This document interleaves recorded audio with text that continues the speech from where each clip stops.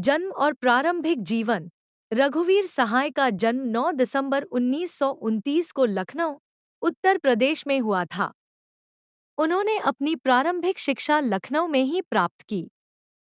साहित्य के प्रति उनकी रुचि बचपन से ही थी और आगे चलकर वे हिंदी साहित्य के महत्वपूर्ण कवि, लेखक और पत्रकार बने। उन्होंने नवभारत टाइम्स और दिनमान जैसे प्रतिष्ठित पत्रिकाओं में काम किया। दिनमान पत्रिका के वे संपादक भी रहे, जहां उनके संपादकीय लेखन ने साहित्य और समाज दोनों पर गहरा प्रभाव डाला। साहित्यिक योगदान।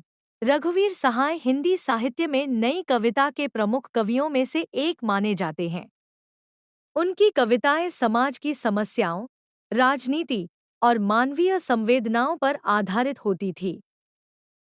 वे समाज में व्याप्त असमानताओं और शोषण के खिलाफ आवाज उठाते थे। उनकी कविताओं में व्यंग्य और गंभीरता का अनोखा मिश्रण देखने को मिलता है। प्रमुख कृतियां: कविता संग्रह सीढ़ियों पर धूप में, हंसो हंसो जल्दी हंसो, लोग भूल गए हैं आदि। पत्रकारिता।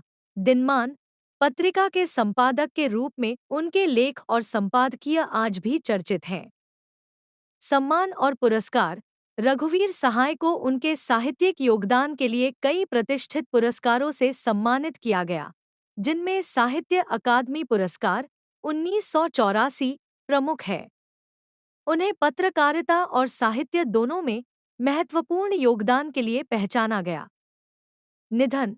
30 दिसंबर 1990 को रघुवीर सहाय का निधन हो गया, लेकिन उनकी रचनाएं आज भी साहित्य प्रेमियों के बीच जीवित हैं और उन्हें हिंदी साहित्य के महत्वपूर्ण स्तंभों में से एक माना जाता है।